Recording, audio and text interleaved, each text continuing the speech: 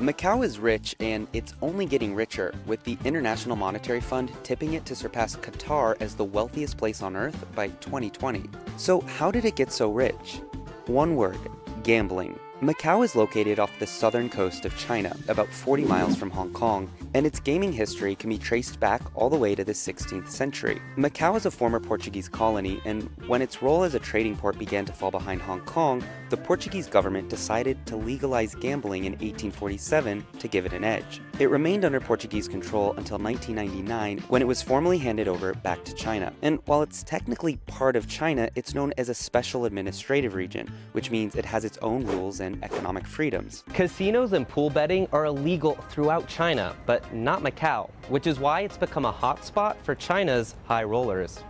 Macau quickly grew as a gambling hub. In 2003, the number of visitors from mainland China began to surge as travel restrictions loosened and hundreds of millions of Chinese citizens were lifted out of poverty. And Macau's gaming revenue and GDP thrived along with it. There's not a lot of land here in Macau, and yet it has a population of about 650,000, making it one of the most densely populated places on Earth. Its small population relative to its economy means its GDP per capita is high. By 2020, Macau's GDP will reach around $143,000 per person. Compare that with Qatar, which is projected to be $139,000, followed by Luxembourg at $118,000. Vegas is big, Macau tries to be bigger. This is the Venetian. It's twice the size of its sister casino in Las Vegas, and it's the largest casino resort in the world. The gaming industry here in Macau has brought in more money than Las Vegas for the past 10 years now. In fact, the majority of profits for both Vegas-based Las Vegas Sands and Wynn Resorts come from Macau. It hasn't always been fun and games, though. Gaming revenue reached $45 billion in 2013. That was its peak.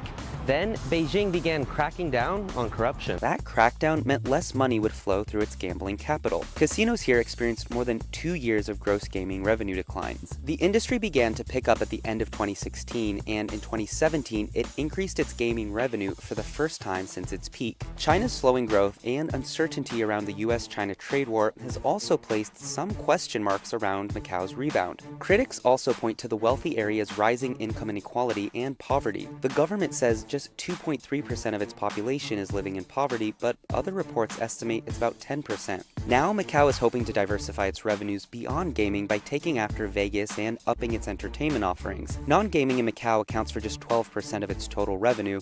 In Las Vegas, that's 65%. It's upping its offerings by bringing in the likes of Celine Dion and Bruno Mars to perform, as well as increasing the types of dining options. But whether it can actually move beyond its gaming fortunes to become an entertainment hub for China remains to be seen.